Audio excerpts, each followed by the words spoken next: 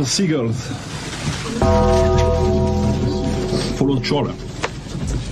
It's because they think sardines will be thrown into the sea. Thank you very much. Talking nonsense. So I thought, no, enough's enough. Why should I put up with that? Talking nonsense. So I thought, no, enough's enough. Why should I put up with that? Don't back down, double down. Don't back down, double down.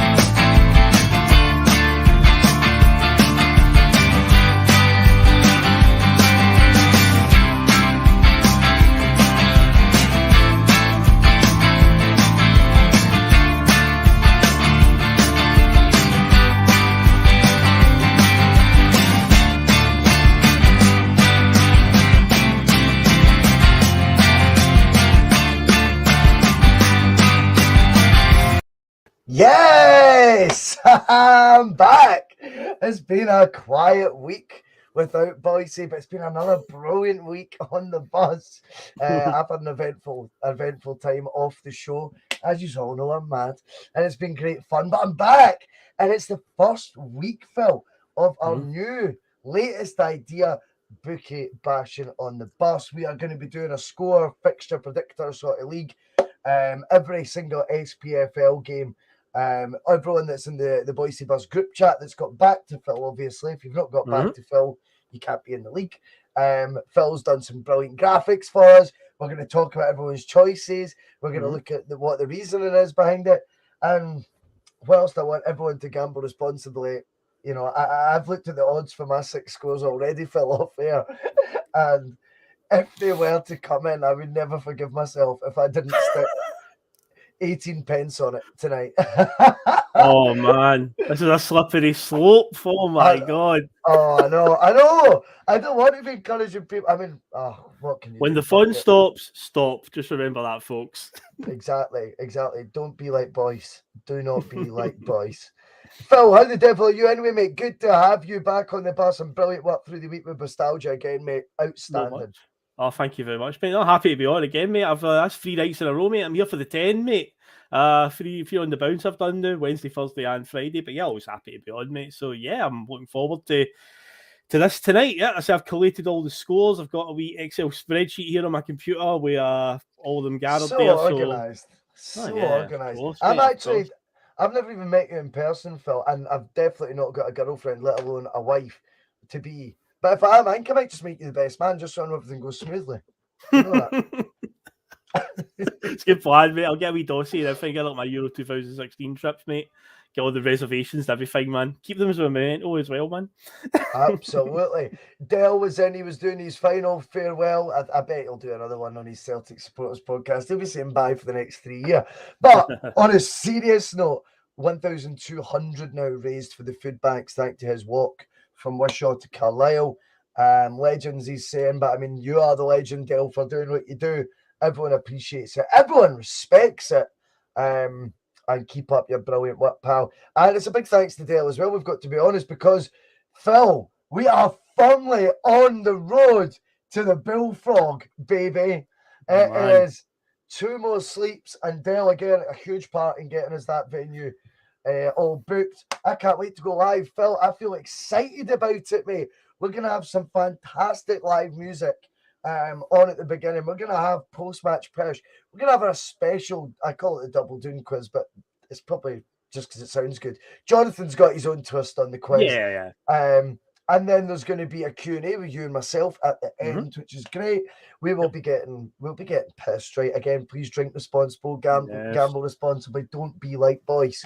But the one thing I will say is I cannot wait to meet not just our team, but the passengers who have made this show what it is now and contribute to the comments and all that. We're on fire now. Let's be honest.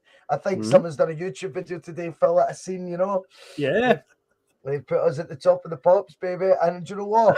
I don't give a fuck who it was and how little people pay attention to it. I'll take number 1 because it's better than being number whatever. If you're not in the top 5. Oh well, I'm lucky. Yeah, it was a nice wee surprise to see that today when you sent that link over. I watched it with anticipation. It was like number 5. I'm like, okay, we're not there. Well, number 4, we're not on that one either. It's getting to number 2. Then I was like, oh my god, number 1. Come on, that's what you want to be. Of course it is. And by the way, as well, see what's also interesting, Phil. I've not had any interaction with whoever that YouTube podcaster is before. There you go. No influence at all. Podcaster, YouTube creator. I don't know even know. He just left a comment like saying, "Go check out my video. You might enjoy it." And fair enough. There you go, mate. Aye, good to see, man. And the message of the Bhoycie bus is travelling far and wide, mate. There you go.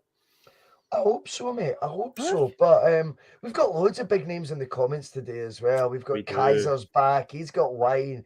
Patrick McLaughlin's back on the Bhoycie bus. Pato feels like he's been with us for so long now. Stephen Coulter's with us. Pat Scanlon. Les Watts. Scott Cameron. Better get a mention for him. Kenny McCardle. Hava J is in as well. I'm not quite sure what he's referring to there. Ryan Taylor is in. Mike MT is in, and he likes the Aberdeen theme that I've went for. I just arrived today, so I thought I'd put it on. I love all the feel stuff, eh? I love it, man. And then I kind of realised 30 seconds before we went live, Phil. And then you told me Aberdeen are actually playing with pinstripes this season. I'm sure their strips get pinstripes this season. I'm certain of it. Somebody in the comments will verify that one. But yeah, it is interesting that you've got that top on and I've got a Celtic shirt on tonight. It's funny though, isn't it? Because like, you get to 34, Phil. I mean, like, for me, I see a T-shirt. If I like it, I'll buy it. I don't like see like out red and go Aberdeen. I see a green top and go Celtic. Like, it's like, I don't know. Maybe I've moved on a wee bit too quick, mate. Don't worry, I'm the same with you. Shocking revelation for everyone on the bus. I actually drive an orange car. There you go. So, doesn't bother me. It's just a colour. See you later, Phil. Bye. It's the people who stand behind the colour and their mindset that obviously offends me, but the colour itself, I'm just like, whatever, it's the colour. So I actually do drive an orange car. There you go. There you go. Indeed, mate. There you go. I find that interesting. Phil, tonight's show, let's have a look at. Have you got a league table set up with 0 on it? No. I have. Well, at the moment we've got no scores overall in terms of like points, but I've got the all the scores here, and I can share my screen once of course. Quickly figure it out. Share screen, yep, and then it's window, or is it entire screen? So I've only done this once. I'm trying to remember exactly what it is that we do. What is it you're doing? The share button at the bottom. Yeah. Click it. Share. Oh, okay, and then. That's it. Oh. Does that came up? Oh no, it's sharing. It's sharing a lot. Right. Okay. It should just be that window that it shares. Like, this is it didn't give me a window option last time I shared screens. It gave me window options. So hold on, I'll stop sharing. Right. Yeah. Try. Take your time, mate. Just take your time. It's all good, my man. It's not a slide you pick, is it? When you go into share. So if I was in share, no, I would go to share screen, and then it should say entire screen, window, or Microsoft Edge tab. There we go. Window. Now it's actually gave me my Excel spreadsheet as an actual window option this time. Okay. So as when that appears, hopefully. Ooh. Yeah. Can you zoom in on it? On the window? Yeah. That'd be good if you could. It's just for the viewer's point of view, because look at how organised this guy. Okay. That's X-Vince came up saying Savagey. Well, see what you've been up to this afternoon, young man.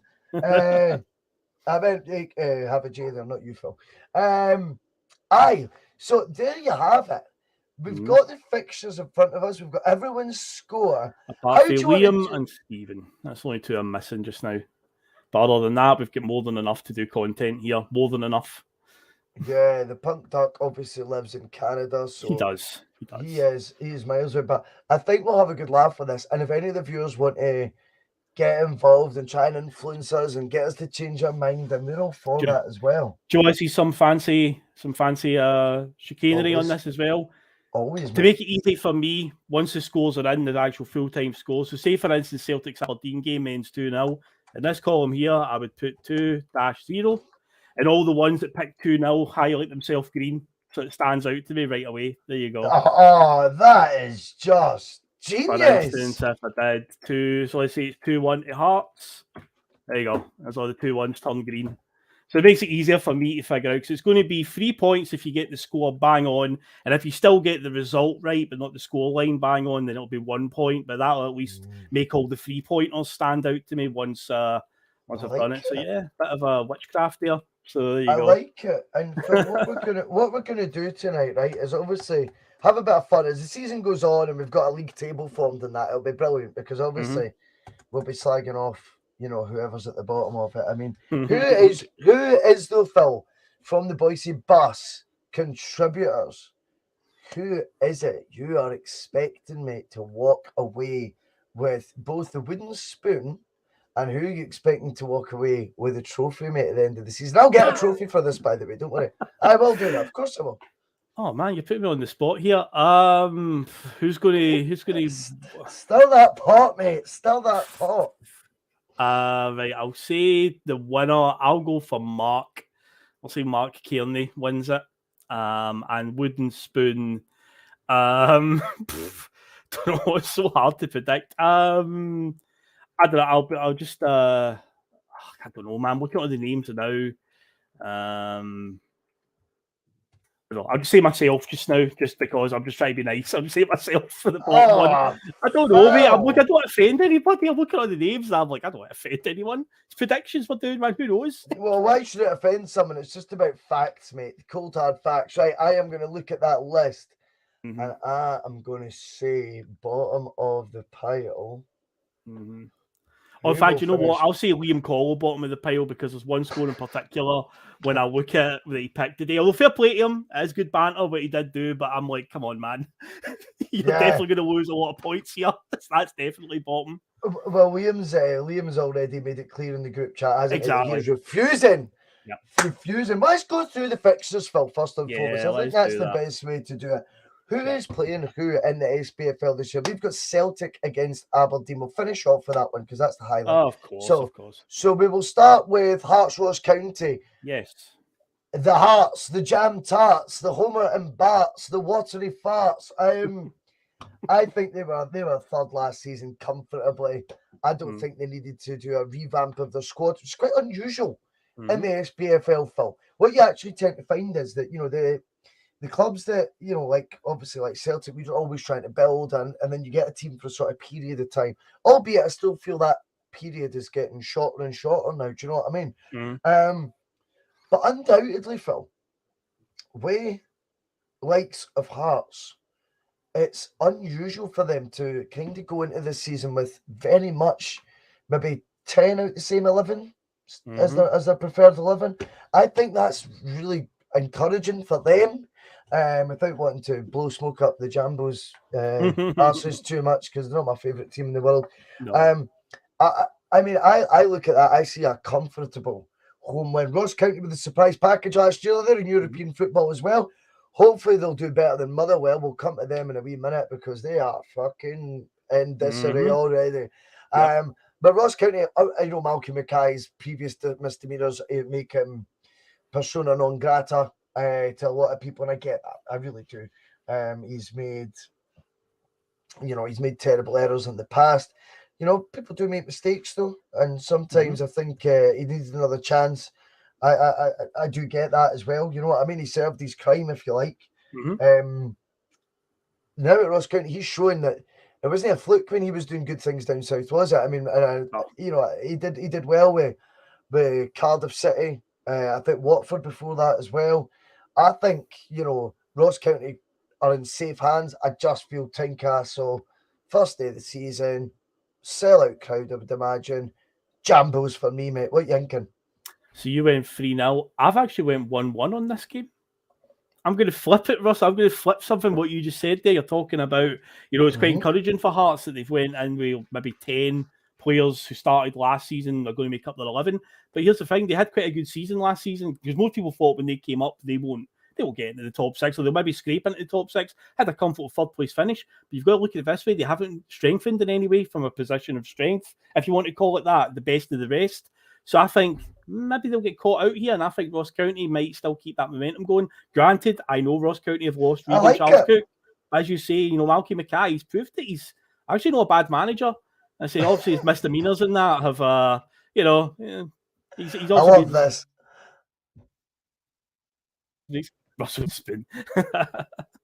I mean, all I do, did I break up there? Sorry about that. All I do, Phil, is try and provide free content for everyone every single night if we can. And there I am by Paddy Lavery already calling me a spoon.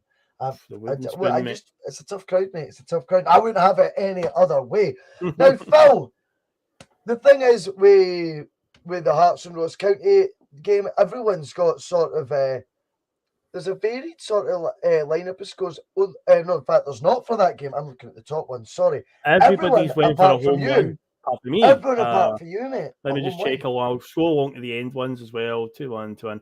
No, Ian Johnstone has went for a 1-1. Me and Ian are thinking the same way, but everyone else are saying a home win for the Jam Tarts, mate. But, fair enough. Aye. Now, looking at the next game on the list, Kilmarnock, Dundee United. Killy have came up, obviously, with Derek McInnes in charge. I mean, he's got a fantastic SPFL terms CV, right?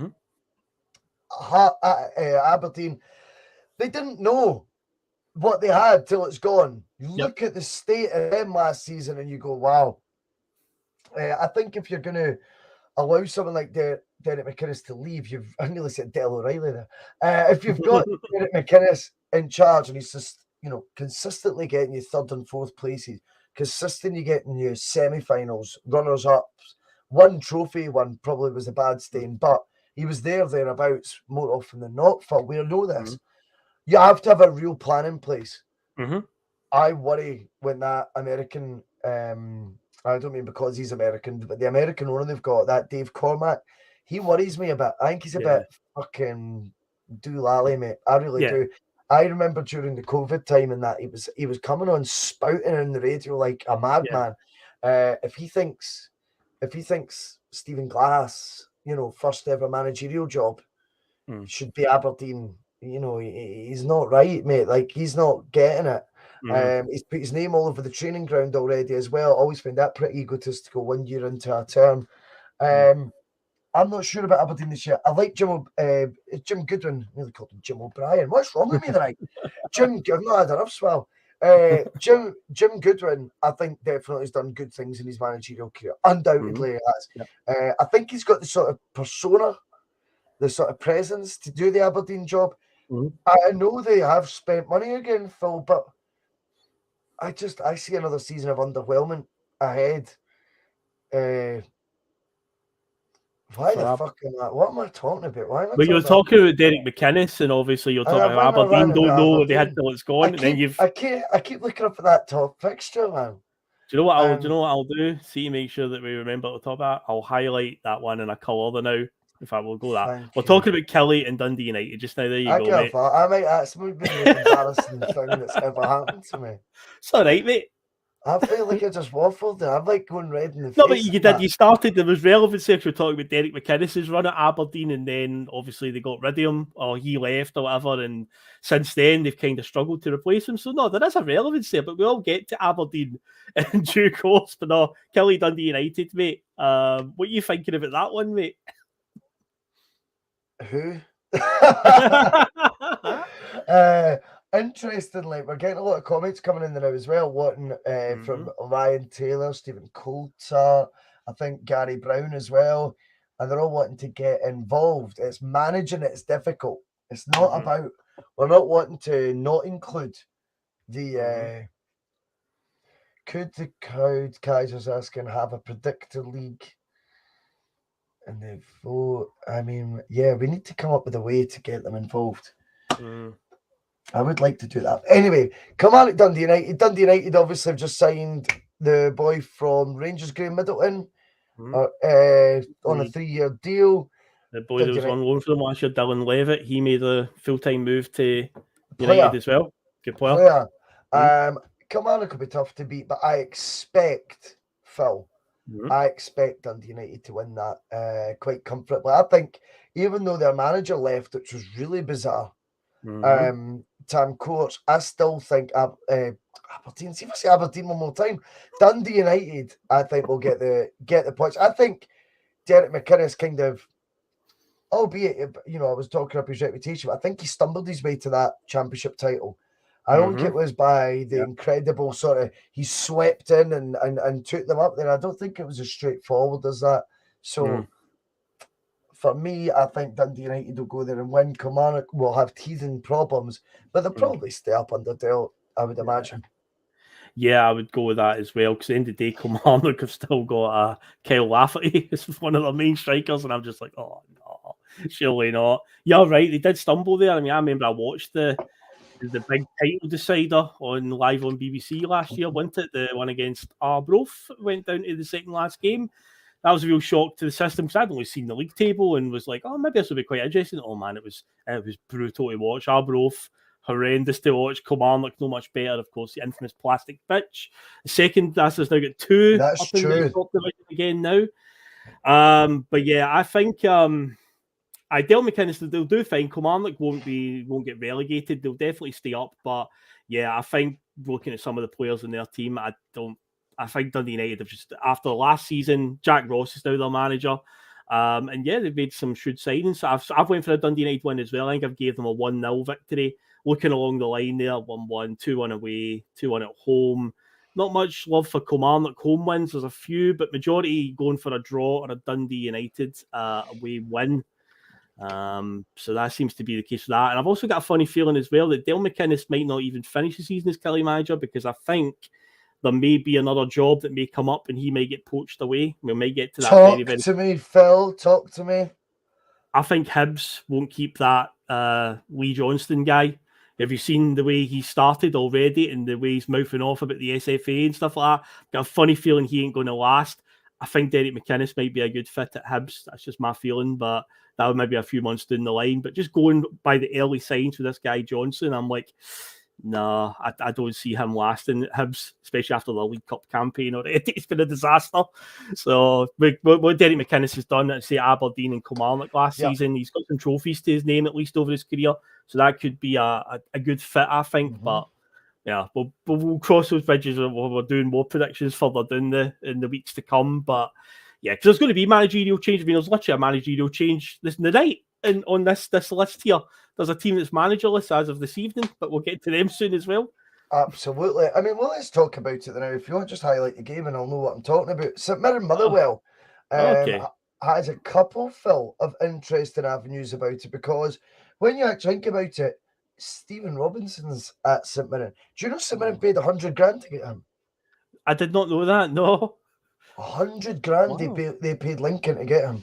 That's huge, huge in Scottish football in terms of managerial compensation. Absolutely massive, mate. So not only that, but of course he's the former Motherwell manager, and Motherwell have just sacked the manager who replaced Robinson, Graham Alexander. Was it him who replaced him? I don't know. I'm not 100% sure on that one, mate. Who cares? We should put the Celtic, mate. We should put the Celtic. Graham Alexander, though, I mean, that was coming. I think it was 3 wins since December. Someone can correct me if I'm wrong. I'm positive that's right. And the results against Sligo, 5th place, Bill. 5th place in the Irish, the League of Ireland. Now, we have to be realistic here. I think the other mob did a lot of good work in Europe last year by getting to a final, and it enhances the reputation. It helps raise the coefficient. This Motherwell, mate, getting beat off teams with far less resources than them, home and away, and looked, by the way, from what I seen, that they were miles off. Yep. It's, at the level of the opposition. I just think that's really, really disappointing, Phil. These are the sort of games I would like to think our game's progressed enough that we can take care. Our fourth place team or fifth place team can take care of the League Ireland's fifth place team. But still, Phil, we get into Europe and still these teams falter at the first hurdle. And again, that coefficient, any wee bit of help that these guys could have fucking done, they failed again, Phil. And then they want to consistently moan the likes of Celtic, mate. But, they've got a cheek, because that is, to me, just a disgraceful result. I am not surprised he's paid with his job. He's probably the only guy to win 3 games post-Christmas, mate, and not lose his job before the end of last season. The fact that he's carried off after a long summer, regrouping, and that exit is just fucking awful. I've got no sympathy, I'm afraid, unfortunately. Whether he's a good guy or not, it's not my problem. And Motherwell have done it with a time where they've got 32 days, pal. They've got 32 days till the end of the transfer window. So even if they are bringing in someone with big ideas and things like that, and hopefully they're not. You seen the rumour? No, who's linked to it already? Duncan Ferguson. Well, he did leave Everton's coaching staff in the summer to be a manager. Oh, okay. Imagine. I mean, profile-wise, obviously, it's a big one. But again, that'll be his first. Well, he did have an interim job with Everton where he managed them, and between managers getting sacked down there. But yeah, it's a big risk. That one is the Motherwell really take a chance right now on a sort of unproven one. I say in terms of big name, it is definitely that. But I don't know if they're in a position because they look pretty turgid. I mean, I was staggered today to find out now the petrol tank cup, as we call it now, has been renamed multiple different things over the years. And a few years ago, they did a thing where the Colt teams were allowed to play in it, and they also had teams for Wales and Ireland playing in it. Apparently, Motherwell's reserve team beat Sligo Rovers' first team in that just a few years ago, and it's like, wow, what has happened here? This is an absolute 180 from that. Where the Motherwell first team's been beat convincingly over 2 legs by Sligo Rovers. That just stunned me the day when I saw that one. I was like, no way. I want to go to the comments, Phil, on the Duncan Ferguson potential signing, right? Yeah. And I think it's very interesting because I think there'd be quite a warmth from our viewers about Duncan Ferguson arriving, even though he's an ex-Blue Nose. I think Ryan Taylor saying he's class up here, I kind of share that view. I think he's high profile, like you were saying. I think as well, he is the type of manager that might be better suited to a league with a wee bit more soul, shall we say. Guys playing for the living. I think that rollicking stuff can still, not as much as it used to, but can still work in Scottish football where it certainly can't in English football. Maybe for that impact, caretaker spell, Phil, you're seeing a wee quick flip reactionary sort of response from the players. Over a year, they would crumble. They would falter. They would revolt, actually, if I'm being completely honest to you. In Scotland, I think he might be able to curry a bit more favour. Now, we all know when we'll compare everything to Celtic, folks, it's what we do. Neil Lennon's old school sort of manner didn't quite work this time round, albeit 10 years ago it did. Do you think Duncan Ferguson would be someone you'd be kind of secretly rooting for if he was at Motherwell in a weird way? Or do you think it'd just be good popcorn, good TV? Meh. No, I agree with what Ryan Taylor's saying. I think he would be class up here. I mean, I say it is a bit of a risk, but I can see the point of view where, his style. Well, we're just assuming this would probably be his style. That he would go in and shout and ball. Maybe he wouldn't. Maybe he'd actually be really calm. Get my doubters on that one. But it might work at a team like Motherwell because I think at a high level team like Celtic and obviously Rangers, being the 2 top teams, I think the players have a different mindset. But I think when you are lower down in the league and stuff, I think that you can probably get a tune out of them. But Yeah, I can't believe as well where you're talking about that, Graham Alexander, where what was it, 3 games he won in 2022, and they still held on for a European place. That's staggering when you think about that and all. What does that say for the league? And also, I see James McFadden. That's an interesting suggestion as well. But it's like definitely that the box office. suggestion.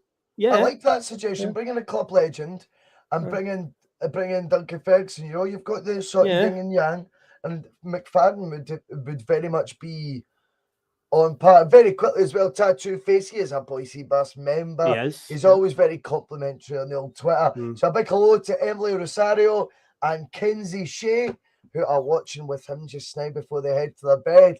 Hope you're good. Sorry about that, Phil. Sorry, no, don't apologise, mate. It's fine. Turn into Tiger Tim. But I wonder if Motherwell really should have given Graham Alexander the summer. I think the decision they've made. Yep. And remember, they're a fan-owned club. I think the decision they've made it early enough for this to be saved, mate, right? But we were talking about Celtic last week and how important it is that we don't start the league campaign the same way we started the last one. Motherwell can't afford to start this league campaign the way they ended the last one, Phil. Oh, no, they just definitely can't. No, definitely not. And that makes the job less attractive for a potential new boss. If they get off to a terrible start, I mean, I expect sitting around fully to give them a bit of a tonkin, albeit I did put my predictions before I knew of the Graham Alexander news, which I think everyone did, so it's fair for everyone. But I'm not convinced that Motherwell starting this season as they finished last one is going to make them much of a sell to the likes of a Duncan Ferguson, for example. I think Motherwell might need to try and get someone who wants to get the ball in the deck again. For me, the Graham Alexander experiment, he played football that was of a shitty style. No two ways. And he wanted to, I don't mind shitty style, but winning every week, I would probably take that, to be honest. It doesn't bother me. I like winning. You know, we had this discussion on nostalgia, mate. You know, let me win, mate. That's what comes first and foremost. However, if you're not playing good football, but you're only winning 3 games since the turn of the year, Phil, I think he should have probably have went before the summer, but his argument, of course, and his agent's argument, and you know, what they would put to the media is, at the start of the season, my remit was to keep Motherwell safe. Ambitions would be top 6. Ultimate ambition, Europe. I achieved all of them. Achieved it. Aye. So that's probably what's kept him in a job. But if you look at how quick this decision's been made, that would tell me he was on a sugary peg already, albeit the result is shocking as well in itself. Aye. How do you feel about this, Phil? Kaiser comes in. That bottle of tonic is getting his creative juices flowing. Oh, Maloney for Motherwell. That is an interesting shout because by all accounts, Sean Maloney was getting a lot of praise as being a good up-and-coming coach and, you know, other people he's worked under. But a good coach doesn't necessarily make a good manager. But I do think that Hibs pulled the trigger too early on that one and got rid of him because I think he should have got a bit more time. Obviously, they gave him... When did they sack him? Was it just after the split, when we went into the split, wasn't it? They gave him... It was an utterly ridiculous call, mate, because it was done when Hibs were playing for fuck all. They weren't ever going to go down, mate. They weren't going to go down. Give Maloney the time now. Then let him get into the summer. Then let him try. Do you know what I mean? And do his, and then implement his ideas of the full pre-season. Again, as we've touched on, you know, a long pre-season because they've not got European football to worry about because they were so shite last year. I think Maloney was badly treated there. He was always going to be, in my opinion, one of those ones where if you're investing in Maloney, you have to fully invest and accept. And I'm sorry, but where did it come from that Hibs had a divine right to be winning week in, week out? Obviously, each club strives for that, Phil, right? And they do. But fuck me, they don't have a track record of doing it. So don't kid yourself on. Don't act like you're like suddenly now this big club that's, you know, can just dismiss managers because of a few or a wee spell of bad results. He was brought in to transform the way that team played. And never got Let's be honest. What's the point? So would Motherwell be a good fit for Maloney? I think that would be Aye. if they're going to give him the time. But the one thing I think I could guarantee you is he'll have a better win ratio than what Graham Alexander's achieved in the last 7 months. Yep. And that actually might play into Maloney's hands. That this guy's only won 3 out his last, 40 games, right?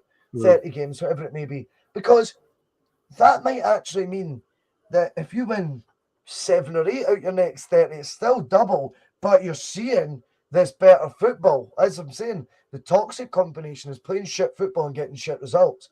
If you're still playing good football and you're winning a bit more, but it's still a wee bit choppy waters, but you can see what's coming, and it's still a big improvement, fans can be sort of, all right, well, we're still winning more than we were before, albeit it's not our maximum ambition. But I don't know.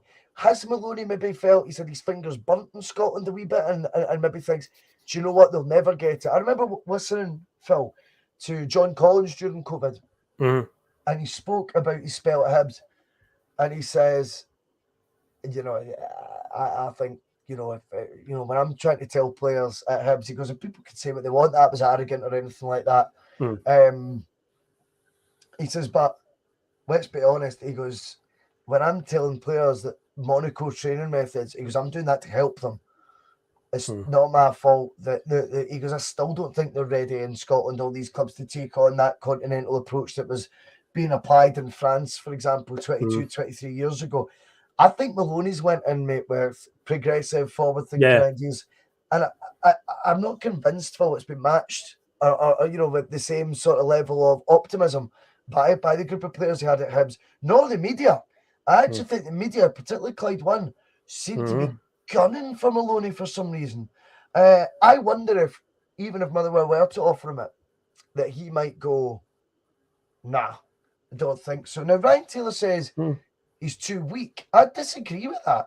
I don't think what he was doing was a weak option. I think he went for the hard option at Hibs. He knew that the results weren't good, but he carried on with his principle, his philosophy. And I don't think that's weakness, in my opinion. Phil, Maloney, Motherwell. I think it would actually be a good fit, because when you think, it's all coming back to me now when I'm thinking about the Hibs situation, because they sacked Jack Ross right before the League Cup final against us, didn't they? So Jack Ross has just beat Rangers. He's gone into a final. They sack him. They let David Gray be the caretaker. They lose the final. Then they bring in Sean Maloney right after it. They gave him the January window, which, as we know as Celtic fans, is notoriously difficult for signing players, as Peter Lawwell told us year after year. So they gave him just the January window, and then he sacked him right after the split. So I think Hibs might be a bit of a basket case club at times with some of the erratic decisions they make. You talk about when John Collins was there and saying things like, we tried to implement new ideas, and even back then. But I know that Motherwell, Alan Burrows, isn't it, the chief executive? He seems like quite a open-minded, quite transparent chief executive. I think he would probably, get on better with Maloney and probably give him more of a chance, because Rod Petrie is obviously the Hibs chief executive and chairman. He's a bit of a dinosaur now in the game. But yeah, looking at their track record in the last 12 months and probably going further back, they do pull the trigger quite a lot on getting rid of managers too quickly. So I'd like to think that Maloney hasn't had his fingers burnt and maybe thinks, do you know what?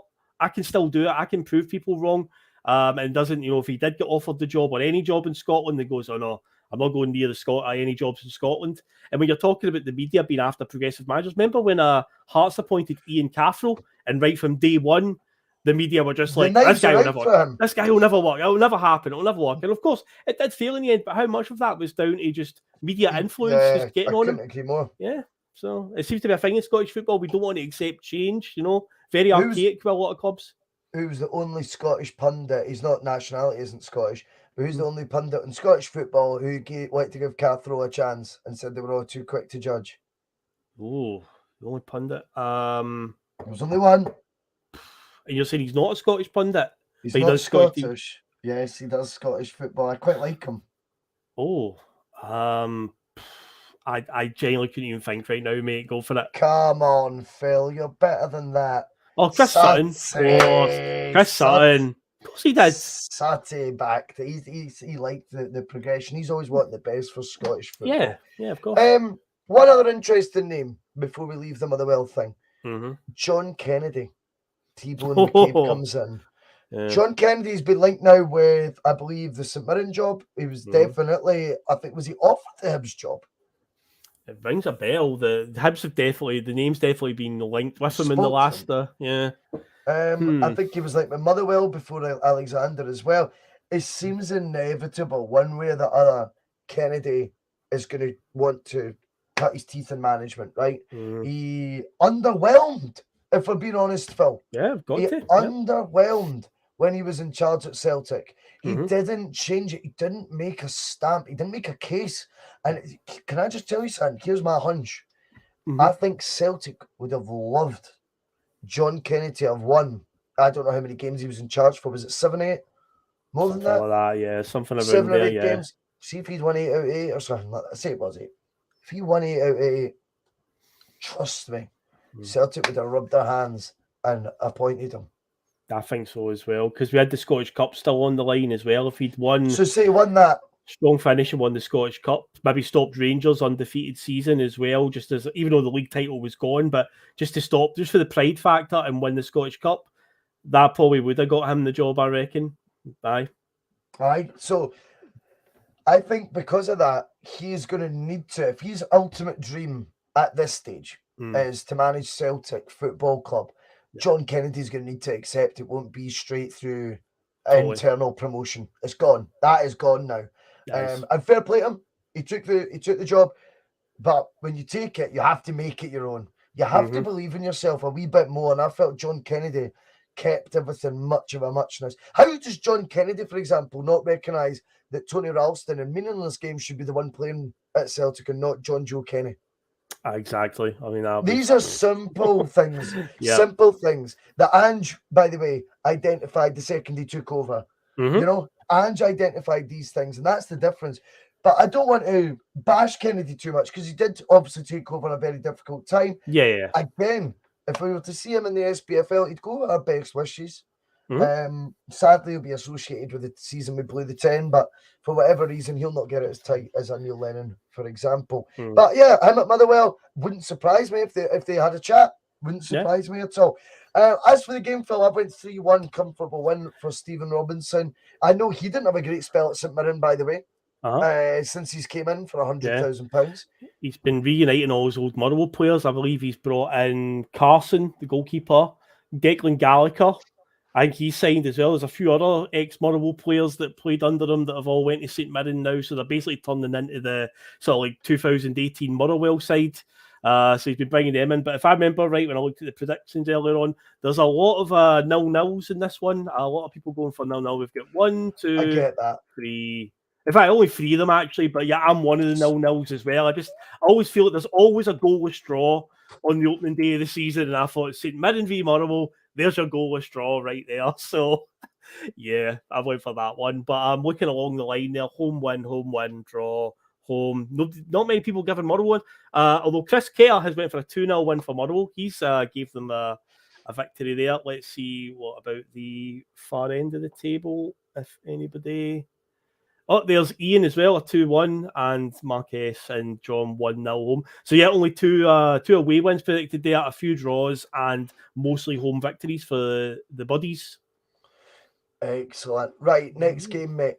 Okay, we'll go to St Johnstone and Hibs then, I guess, or Rangers Livingston. Or St Johnstone Hibs. St Johnstone Hibs. The Hibees, okay. St Johnstone's season has to be better than last year. That's the obvious takeaway, and I think it will be. I think winning the two cups in a COVID sort of season, mate, as well. I think probably over-exaggerated how good St Johnstone were last year with the pressure that brought and the return of fans. Over-exaggerated how bad they were. They're probably somewhere in the middle. Callum Davidson deserves credit because it was the same for every other club when he won the 2 trophies. He certainly deserved to keep his job last year despite them struggling and the belief from the board that he would turn it around. He has. Who's the signing that they've recently made? Oh, they've made a good one. St Johnstone. Yeah. Oh, shit. Pull up our squad, mate. I'll get on Wikipedia and I'll tell you, mate. I'll be able to tell just by looking at their squad and be like, oh, yeah. Oh, they made a decent signing, mate. Let's have a wee look. St Johnstone, Matthews, Brown, Gallagher. Well, Andy Considine's turned up at St Johnstone. My God, he's still playing. I think he got a 2-year deal. I don't think he's. I think he's only a year older than me. Just you watch it. Well, he's obviously the same age as me, but it just feels. I say this to the boy that sits next to me at Celtic Park. Whenever Aberdeen would come through to players, I would honestly say to him, "Is Andy Considine still playing?" Because it feels like he's been around since like 2002. Honest to God, I'm like, Andy Considine's still playing, and genuinely, like, there he is. He's now at Johnston. I'm looking down the list of the players here, and nobody's jumping out at me as like, oh wow, they signed that guy. I'm looking at all the names. And is it Ali Crawford? No, was he there? No, he was there. They've made one, trust me. Well, Australian Ryan McGowan's come in. I can see that on the. That is the one. Ryan McGowan. McGowan, aye. Yeah, he's From a good player. Yeah. Yes, and I think he's not just signed a 1-year deal. I think it's a 2-year deal. He's signed as well. Ryan McGowan. I seen it in the paper last week. But so Johnston, I think should be feeling very, very confident in this game. I know I've went for a 0-0 dull draw, but I do think like Hibs are there for the taking right now. Lee Johnson hasn't really endeared himself to the average Scottish football fans so far, I wouldn't say. I did think his points had context, but he delivered it in, I'll say his name again, Neil Lennon sort of terms. He did it in a huffy, bratty way on the back of a negative result, Phil. That fucking never works. That doesn't work. It doesn't. You sing and you complain when you're winning, and people give it a wee bit more kudos. When it looks like excuses when you're straight in the door, yeah, not a good look. So I also think, by the way, he's not going to get the patience. It seemed, I can't be honest, I thought it seemed a strange appointment, a former Hearts midfielder. They're going to hold that against him. That's a card they can play now, the fans, at any time. Former Jambo. And they will. Football fans will do that. That's their gift to do that. But I think it could be another long, laborious season for Hibs, and potentially, as you say, one that might have another managerial change during it. Am I right in saying they were also, when they were weighing up their new manager, was John Dal Thomason not one of the names in the running, and they opted for Lee Johnson in the end? Because I remember John Dal Thomason's name was floating around, and I was like, I'd love it if he came to Scottish football. That'd be fantastic. Yeah, he ended up getting the Blackburn job, and of course he was at Celtic Park only a week or so ago. Yeah, he was. I mean, I just think the John Dal Thomason one was more imaginative. It has, and again though, see, to be fair, would it work? I think would they get the time, given what happened to Maloney? Could just be Maloney all over again. So I think Hibs have actually got a lot wrong. Jack Ross is probably sitting there the most confused out of everyone. Just going, what? Like, what on earth are you doing getting rid of me? And hopefully, he's at Dundee United now, isn't he? Dundee United manager, yep.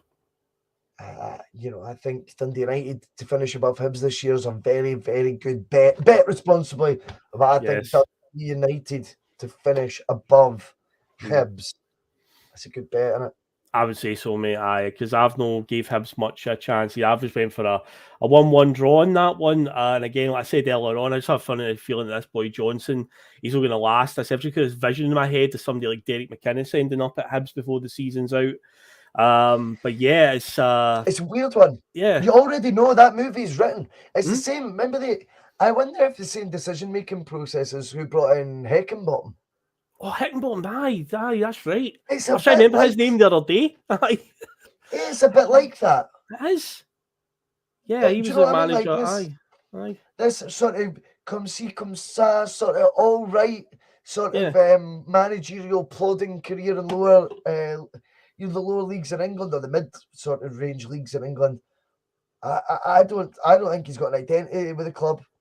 I don't think he's curried any favour now from the outside media, which is never good. I think he's getting looked at now as a bit of a villain already. They're fucked. He'll be gone, and they will finish below Jack Ross's Dundee United too.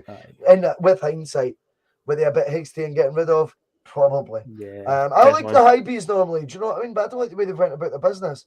I don't think you should go. Jack Ross gets them to a final. You sack him. You put an interim manager in who's never managed before in for a final.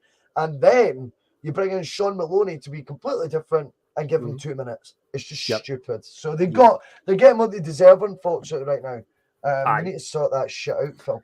And I think St Johnstone, as I say, I think they will do better this season. They won't have a similar season to 2 years ago, but I think they'll be sort of safe for relegation. I think Callum Davidson will get them back on track. But maybe there's a case that after that season getting the 2 cups, should he have maybe went out on a high? But they kept him around anyway, despite last season going completely wrong. But I think if he sticks around, I think he'll just steady it and it will be enough. No very spectacular season, but they'll avoid relegation anyway. But yeah, I've gone for a 1-1 with Hibs on the first day.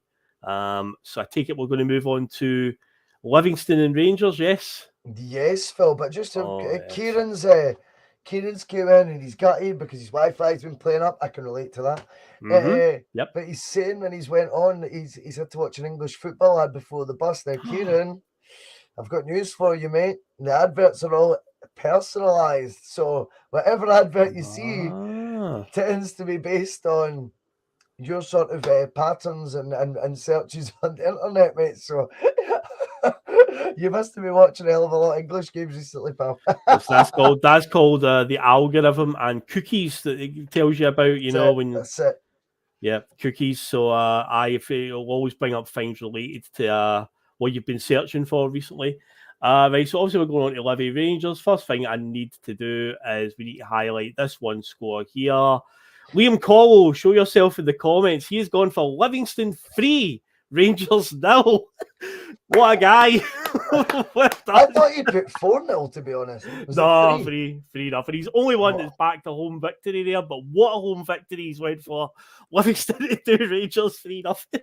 It's I mean, I've got to be honest, I've not backed Rangers to win either. As difficult as it is, I am still there he is. He's heard you, Phil. Hey, Liam, legend. We'll get you back on soon, Liam, as well. But I think, Phil, as difficult as it is, I'm going to call it as I see it. Mm-hmm. I mean, whilst I don't see Livingston winning 3-0, and I think Liam just is protecting his own conscience, I've generally went for Rangers to drop points as well. I think it can happen, mate. I really do. And it's not, yes, there's wishful thinking involved. Fuck me, of course there is. And I don't hide away from that. But I also think, Phil, Livingston away is a shitey game. It's a shitey opening game. Am I not mistaken? And am I mistaken in thinking 4 years ago, 2018-19, they dropped points at Livingston on the opening day? The 1890s, that was Gerrard's first season, wasn't it? It was Livingston. It was Livy. It was Aberdeen on the Aberdeen scored a late goal, and then Gerrard went on this rant about referees have had it in for Rangers for years. It's like you've literally been in the door for 5 minutes, mate. But they did lose to Livingston that season at Almondvale. I think it was in September. So I was playing I was playing a football tournament that day, and I remember they dropped points. But anyway, it can happen. My example's loads of shite, but it can happen. Definitely. So, do you know what? I think it is, if you were to pick an away game for Celtic as the opening game of the season, that'd be right low down in the list, mate. You know it's not going to be Rangers anyway. So you'd be like, I think they'd maybe be next in my list. That's the honest truth. So I think, and I just think as well, right now, we need to be honest here. This isn't, we're not going to, I think Rangers turnaround money for Calvin Bassey, for example, is really, really impressive. And I think it's something that you've got to say that's what they were chasing for 5-6 years now. They obviously made a European run that I think has covered whatever the outgoings were that needed to be covered, right? But between that and the Nathan Patterson money, they've probably got themselves to a situation now, Phil, where these player sales are now to boost revenue, like their sort of their budgets, stretch their budgets a wee bit further, expand their budgets, if you like. And now I think with Bassey gone, who else went? Oh my! Aribo went. Aribo, £6 million. Yeah. But then you're looking at 18 million for Bassey's 24 million. It's the guts of £25 million. You've then got 2 rounds, and let's be honest, they had an impressive European campaign last year. 2 European fixtures to navigate, and they're then getting 30 to £40 million Champions League money as well. Yeah. The one thing you've got to say is those fuckers will spend it. Oh, they will. Yeah, of course But they will. we've spoke about this on the phone, Phil. Mhm. I think we have to be real here and Mhm. say whatever people make of my lack of piqued interest that the Aaron Moy signing or whatever you want to call it. Yeah. My worry will always be as well our competition. People seem to think, oh, it's just what we do that matters. It's only about us. No, you have to keep your eyes on your competition always because they're not going to stand still. So I think if they are to get that, that navigation through the two Champions Leagues, I think you could be looking at a last week of madness in the transfer window because let's be honest, we don't know much about the Turkish fullback, right? Albeit full international, 5 million euros, is it? Because obviously they only sell players and buy players in euros now. So he's got a wee bit of decent repute. But we don't know much about that. I've not watched any of his YouTube clips. And obviously settling from Turkey to Glasgow can be challenging. Of course it can. We've seen many players come to our league, Phil, and struggle to make that transition from a faraway land into Scottish football, or at least take quite a long bedding in period. They have lost two of their key players from that Europa League run. Have they been adequately replaced as of yet? Probably not, albeit we don't know that I think the Turkish fullback is likely to be that replacement, considering the investment. But I think at this stage you can say Rangers are a weaker first team. The renewals of contracts they did were for guys in their late 30s, 40s. This has to be recognised as well. Arfield, 33s, like mid-30s now, I would call that. You've got Steve Davis, late 30s, 37, 38. You've got Alan McGregor, 39, 40.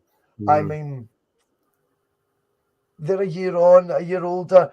Goldson got the new deal at the last minute, sort of, when it looked like he was gone, and the fans were kind of telling you they were happy they would go, and then that all seems to have changed the other way around. Rangers, I don't think, are a stronger side than they were when they finished last season. I think the squad's weaker at this moment in time, albeit, as I say, if they were to make that Champions League money, we have to be very guarded to that because they will spend it, and their squad could then be a stronger one.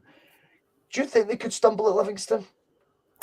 Well, I've gone for a 3-0 Rangers win purely because the record that Livingston have got against them is pretty shambolic. We seem to have a bad time at Livy, but I heard something the other day that apparently David Martindale's Livingston have played 6 games against them, lost all 6, conceded 13 and only scored 1.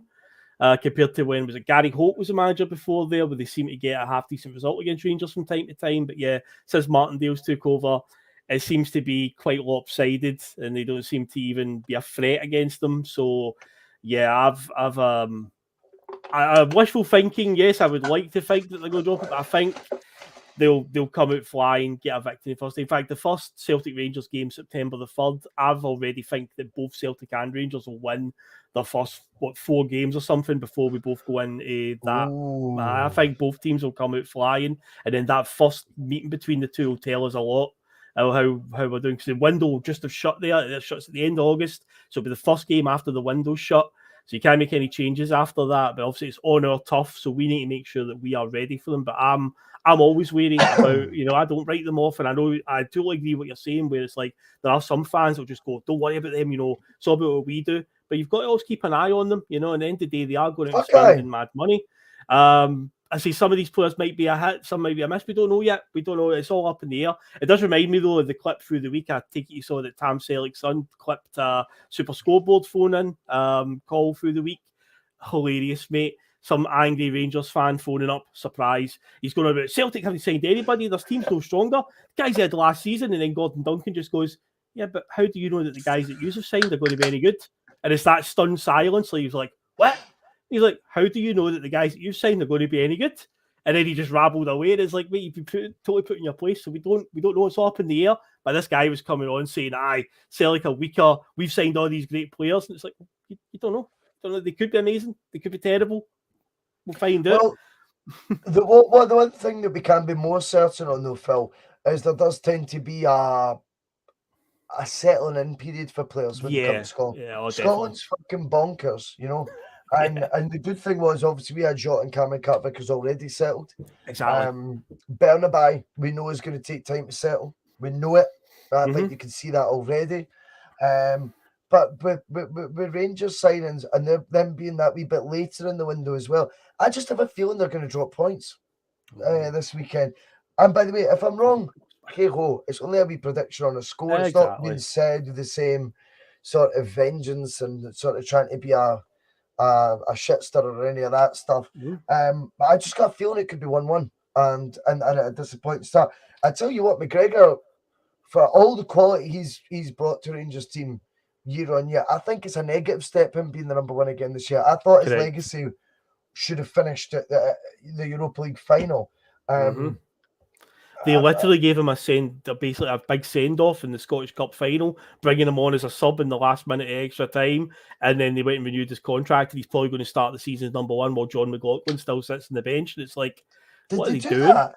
Yeah, the last minute of extra time, they brought on Alan McGregor so he could get a big standing ovation for the fans when they were pretty much won the game at 2-0. I never remembered that. And they renewed his contract. I thought if they're going to keep him around, maybe John McLaughlin will play most of the games, but it looks like McGregor's going to still start their season as number one. And many mates of mine that are Rangers fans said last season, he's done. He's fucking done. We're honest Rangers fans that are like gutted that he's renewed his contract. And it's like, wow.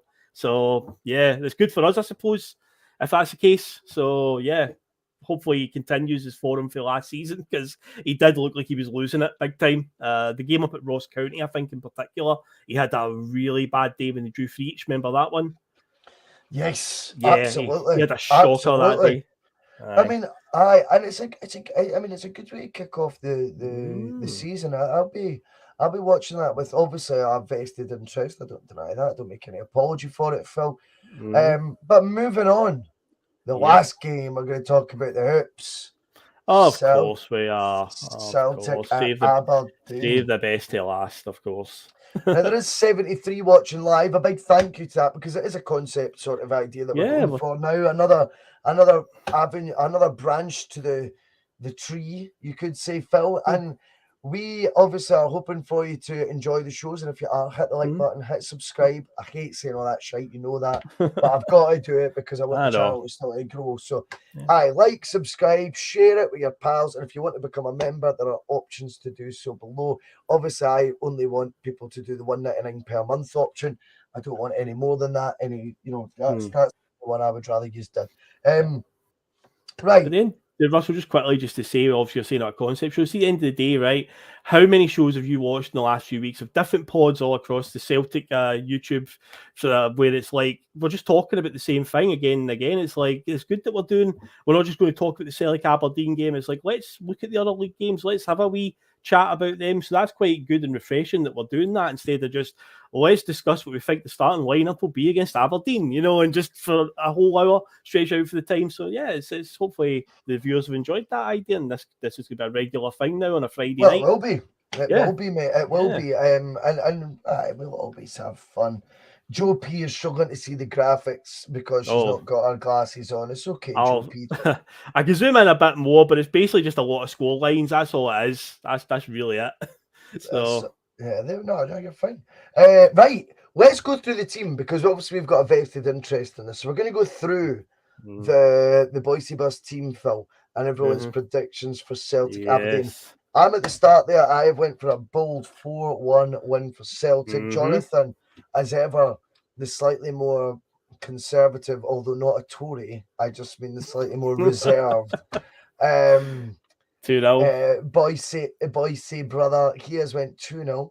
We've got a Ronnie Dyler special, a wee 2-goal margin. Ronnie Dyler loved a 2-0. He did. David Logues went 3-1, Phil. David did a brilliant job hosting last night. The host that is back on Sunday for the Sunday Blether in the morning and previewing this game, Regan Stevenson, has went for a comfortable 2-0 win. Conor McCann's now beginning to get into Bhoycie territory. He's saying 3-0. As is Terry. 3-0. Mark Kearney, I think we can all look forward to, his predictions being extremely 2-1, yeah. Squeaky bum there. Okay. Squeaky bum. I think Mark he'll be hard luck with this, mate. I'm like, come on. We're playing Stirling Albion. Like 1-1, win on penalties. Nah, but Mark's went 2-1, and do you know what? I really do hope he is bottom of the league table as of the first round of fixtures, because that terrifies me in the opening day. I've got a nervy day. You've got a nervy day on Sunday for numerous reasons, Phil. Yep. First live show we're doing that night. I don't want a 2-1 squeaky bum. You know, no. No. Liam Collo, 3-0. His 3-0. second 3-0 prediction. Danielle's going with the same as me, 4-1. Good taste, And Danielle. me. Well, the three of us, you, me, and Danielle, have got 4-1. I'm the fourth column along. Wow. Scroll along for us, mate. There we go. Del Boy, a nice, confident, optimistic Del, as he calls himself.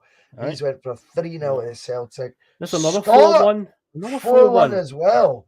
Wow. We never heard from the Punk Duck. Of course, you still got tomorrow to get them in. Yep. He's just not showing them today, that's all. Connor Carr, maybe drop him a DM. Connor Carr has went for a nice optimistic 3-0. I think that's 3-0. the 1, 2, 3, 4 3-0s, 5 3-0s. Yep. But here's Chris coming in with a 5-1, mate. That's the biggest score so far. Chris Kerr saying 5-1 to the boys. Yeah, I like it, Chris. I like it, mate. And then we've got John with John Logue with or Johnny, as I always call him. He's went for the 3-1. The 3-1 win. Do you know what's so funny there, right? See, when I said John, I had no idea what I was talking about. I was like, who the fuck's John? Johnny Logue. I didn't want to say that. I was like, you're managing a big team here, Russell. This is a full squad, mate. This is like a full starting 11 and bench as well, mate. Johnny, I would have known. But when I seen John, I was like, I'll just read it out anyway, but I've no idea who that is. Then speaking of John, we've got Ian Johnstone. Yes. And he's went for a steady 2-0 win. 2-0. Mark S, 4-1. Another 4-1. This is the common score. My God. Mark Spout has said 4-1 as well. Yeah. Wow, 4-1 and 3-0, mate. But Stephen Thompson hasn't got back to us yet. So the only two I'm waiting on is Liam Greenlaw and Stephen Thompson. I'll get in touch with Stephen. I'm sure he'll want to play. Stephen's a great boy. I think he just muted the chat probably because there was 5,000 messages in it. That's true. Okay, now we think about that. I think there's a lot of optimism for. Let's talk about Celtic Aberdeen. Yes. Celtic's kind of given us an insight, I think, as to how they line up. If I'm completely honest here, I think Giakoumakis will be on the bench. Albeit, if we had our way, mate, I think it would be Giakoumakis and Kyogo up top. But we'll wait and see. Monty's come in. Why are we talking about that filth? He's obviously behind because we're talking about Celtic right now. Monty, this is a Scores Predictors League. Read the title of the show, pal. Scores Predictors League. We're going to go through every single game, week on, week out. So that's what's going to be happening, mate. Yes. So it's not a difficult concept to understand. And that means, unfortunately, out of the 6 fixtures, Rangers, Sevco, whatever you prefer to call them, filth if you prefer, will be getting mentioned. Phil, how do you see the game going on Sunday at Celtic Park? Comfortable victory. I went for a 4-1 as well. I think we'll blow Aberdeen away. I know they've had a good start people are talking about, but it is only the League Cup they're playing against low league opposition. Aberdeen will be okay this season. You said earlier on about Jim Goodwin. It looks like he's done a lot of good business. They've been spending that Ramsey money and Lewis Ferguson money that they got. They've definitely been reinvesting in the team right away.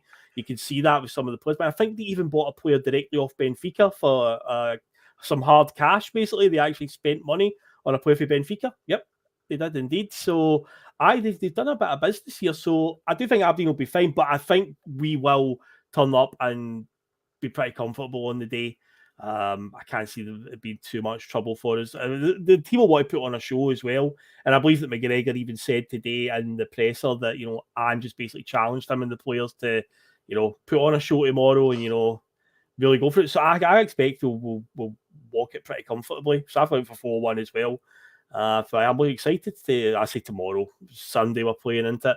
But yeah, I'm excited for it anyway, regardless. It's going to be a good one. But yeah, it's a few things in the team. I think we've got a pretty good clue of how the team's going to line up as well, going by the recent friendlies. I think as we got near the end of the friendlies there, I think it was pretty settled. The big talking point is the centre back tomorrow. Is Jens going to make it? Apparently, it was confirmed today that the only injury doubt is Starfelt, but then others are saying that apparently Jens is confirmed out as well. But if Ange said that only Starfelt was the only injury doubt, then surely that means Jens is available.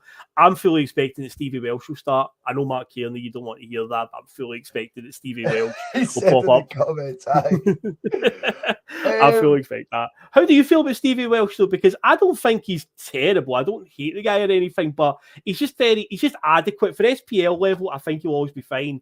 But I do agree with the point, and obviously Mark does say about it. If we're going into Europe, and Stevie Welsh needs to start against, say, a Paris Saint-Germain or something, I mean, to be honest, anyone that starts against them is going to be in trouble. But yeah, you want to have your absolute best centre-back pairings available. But if Welsh has got to start on Sunday, I think he'll get through it okay. I think next to Carter Vickers, he'll keep him, on the straight and narrow, basically.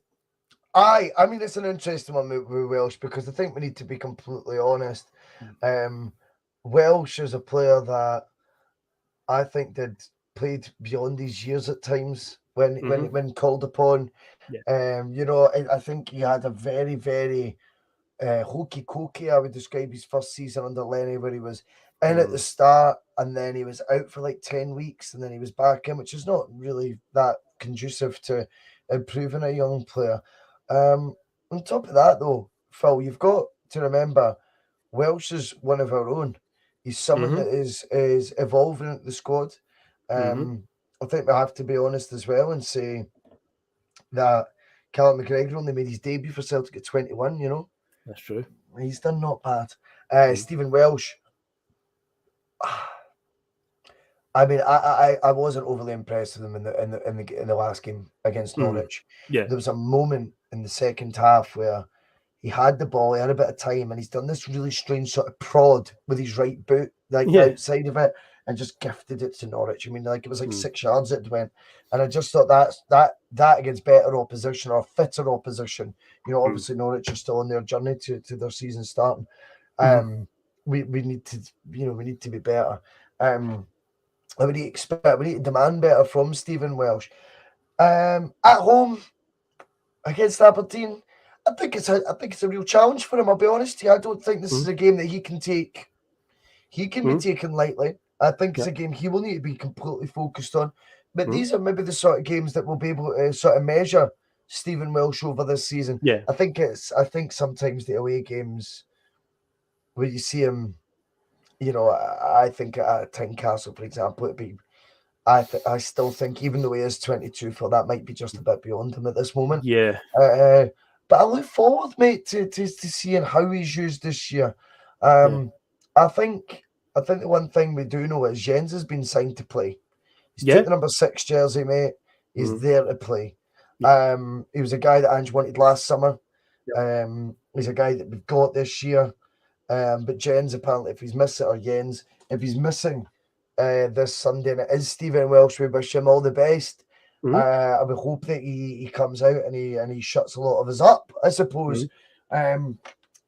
It's weird with Stephen Welsh. Are we, Phil, at a stage now where, unfortunately, the nature of the beast is that we overly critique the players that are coming through from our, that are our own?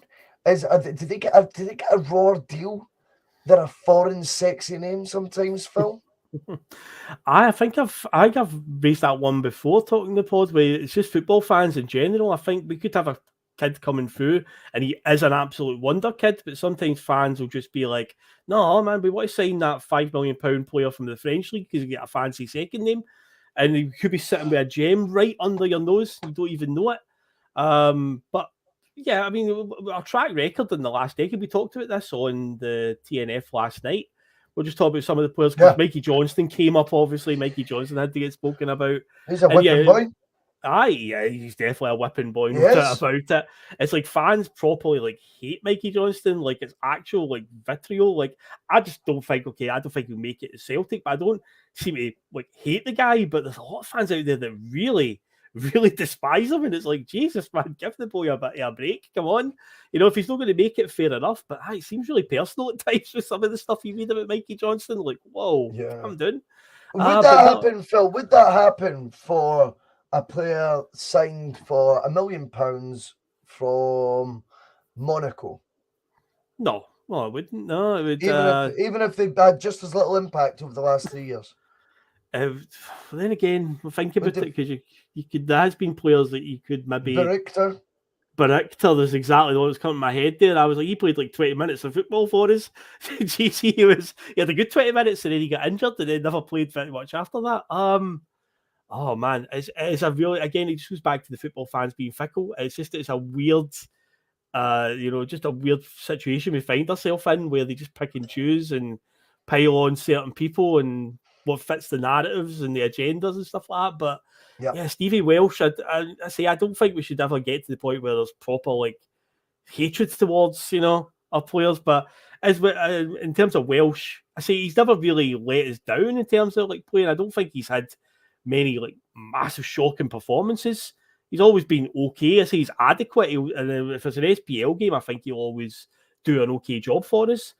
But if he plays on Sunday, I say I'm quite confident we'll get through it, because we've got enough around him, I think, to protect him there. I think this is a challenge for him at the weekend. I can't deny that. I think he can do it. I think he can rise to the challenge. These sort of home games against the sort of bigger clubs in the SPFL should be the level I think Stephen Welsh is looking to consistently deliver on. I think any dreams or aspirations of Stephen Welsh being a standout in the Champions League are ridiculous. I'm glad that we've got extra options in there, albeit still remains to be seen how Yettins does. I like the fact that he's a player Ange's been monitoring for so long. That would strike me. Ange's got a good strike rate, so that would strike me as being a good addition and healthy competition at the back for what will be, a campaign that is so different for so many reasons. When there's 6 Champions League games, Phil, this is a different animal. I feel there's an apathy towards the Champions League from a lot of the fans. I also think there's a hell of a lot of people with forgetful memories or selective memories. And anyone that's got apathy towards the Champions League, that's either defined because the club's showing apathy towards qualifying for it. I get that. Or you're showing apathy to it because you don't want Celtic to spend money that they've got in the bank because you think they're going to go bust all the time. It's fucking bizarre. And it's then, well, why don't we just show apathy to the tournament and say we don't care about it anyway? Monty, you're effing and blinding in the comments, mate. It's not a graph, it's the scores, mate. You're obviously watching on your phone, Monty. If you can't read it on your phone, I apologise, mate. But there's, it is what it is, pal. It's just score lines, Monty. That's all it is. It's just all the Bhoycie Bus team score predictions. I don't know how you think that's a graph. Your eyesight must be bad, Monty, mate. Otherwise, you're watching like on your watch or something like that. Do you know what I mean? Phil, we want to know your 6 scores since you're on the show, because I am going to find on Sky Bet there is many bookies options available, of course. Yes. Because mine was 268,000 to 1, my 6 score lines to come in, Phil. Okay. So, let's do yours, starting from the very top, including Celtic. Okay, I have got 4-1 to Celtic. Let's pick it, mate. We will go 4-1 for Celtic, and that is 14 to 1 on the app. All right. Okay, I've got Hearts 1, Ross County 1. Hearts 1. Sorry, but it just takes me a minute, mate. That's all right. Hearts, Ross County, and you've got that 1-1. 1 apiece, yep. Very good. That's 13 to 2. What will I do it in the style of the BBC teleprompter guy? Kilmarnock 0, Dundee United 1. 4-4, East 5-5. That is brilliant. No, right, wait. 1-0 to Dundee United against Killie. That's a Killie. 1-0 Dundee United. Sorry, but it just takes a wee second. Ah, You're already after the first 2 games at £111.50. Okay. £111.50 to 1. Alrighty. What did you say? 2-1? No, 1-0. No, 1-0 to Dundee United. Excellent. Go. What's the next one? 3-0 to Rangers against Livingston. Sorry. Jeez, Jesus. I know. Yeah, I'm going to struggle. I mean, I said I'll call it as I see it, but now even the thought of doing that. I know. David Martindale effect, mate. That will be hard. Yeah. Well, it's funny because Mark was saying very, very similar to that he thinks the David Martindale effect is actually huge. Yeah. So you think 3-0 Rangers? 3-0 Rangers. That's only 8-1. Wow, the bookies. Aye. I'm looking at right, next up. St Johnstone and Hibs. I've got 1 each. 1 each for St Johnstone and Hibs. Mm-hmm. I think that is a draw. I think it's got a draw all over it, mate. That one. I really, really do. That's 5-1. That's pretty short. That's the shortest odds, I think, on the whole for that whole fixture. And finally, St Mirren and Motherwell, the 0-0 of the weekend, the last game on Sports Scene. Oh, that's your 0-0. I like it. I like it. So, with that, mate, and bear in mind, guys, do gamble responsibly. The beauty of this is that if you are going to put on a bet, to get the maximum odds, I mean, Phil's odds are even way further out than mine. Wow. You're at £387,280.25 to 1. Wow. Oh my God. Yeah. So, in fact, my odds must have been more than that. Yeah, you were getting 500,000 or something, wasn't it? For 18p. Yeah. So yours aren't as bad as mine. Right, okay, Phil, I think we will put on, we want the 500 grand, so we will put on. Of course we do. Of course we want it. I'll put on £1.25. Does that get us up there? Nearly £1.27. Nearly £1.28. No, £1.29. Yeah, that's as close as I can get. Right, £1.29. So that is gambling responsibly. Come on, £1.29. Sky Bet, we're coming for you. You're going to be in fear. The Bhoycie bus every week. Putting a coupon on. Aye, putting a coupon on. Phil, that does round up how it's done. We cannot wait to see how the league table is going to play out though this year. It'll be brilliant fun between the various guests that you see that feature on the Bhoycie bus. Phil, the Bullfrog. It is Sunday. The lineup is outstanding. It is live music for the first half hour to an hour. We've then got live post-match pish. We'll then have a wee interlude. We're then going to be doing a live quiz hosted by Jonathan Bhoycie, the resident quiz master. Then you and I are going to be doing a Q&A. You'll be asking me some awkward questions, I believe. You've not told me them yet, but I'm getting myself as ready as I can for that. And then we'll open it obviously up to the floor if there's anything they're wanting to know about the future of the bus and what ideas we've got planned and what they would like to see as well. If anyone's got any opinions they want to give, I'm all for that. We'll then probably get Del to sing some karaoke at the end just because he's pissed right now, so I know you'll laugh. We've got fog machines, we've got laser lights, strobe lights. I've got, wait for this. Oh, God. What's he got? This. You will love this, mate. Right, okay. Okay, so who do I always mention? Chris Sutton. Apart from him. Liam Gallagher. No. Oh, no. Oh, my God. The managerial klaxon. Oh, managerial klaxon, of course. Oh, my God. My poor ears. Oh, Jesus. Oh, shit. It's still good. Yeah, I mean, mate, honestly, I got that many parcels yesterday to try and be ready for the gig.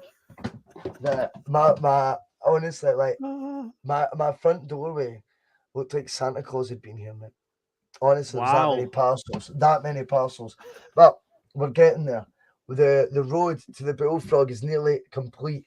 Cannot wait to meet all yous. We're going to have the time of our life. We will put on a show. You know that. It won't be difficult. We know what we're doing with this shit. Anyway. Sorry, Patrick.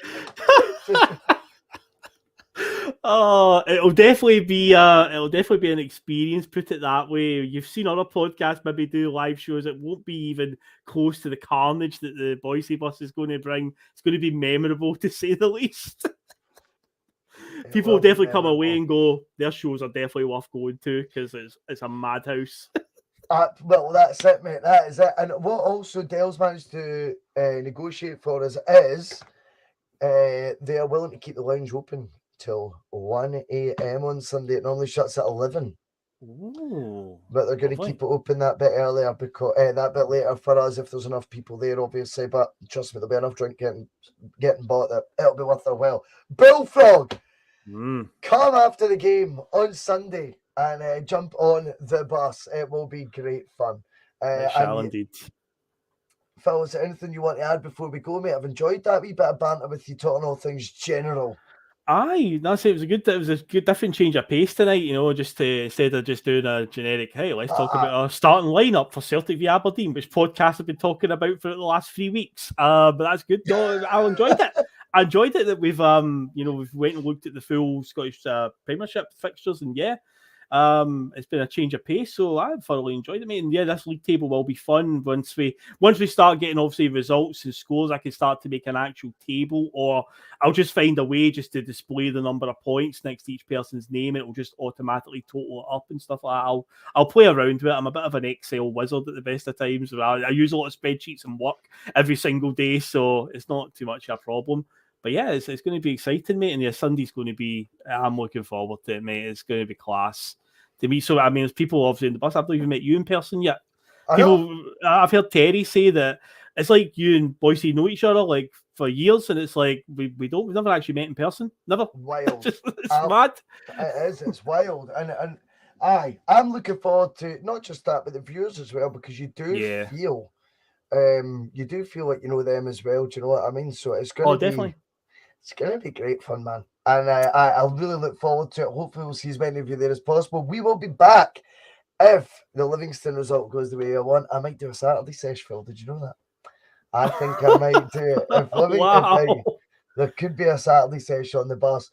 There will definitely be a Sunday player, which is great. Regan and Mark will be back this Sunday, hopefully with another guest as well. And then, as I say, all roads to the Bullfrog. A huge step for the bus. We just hit 2,500 subscribers on YouTube.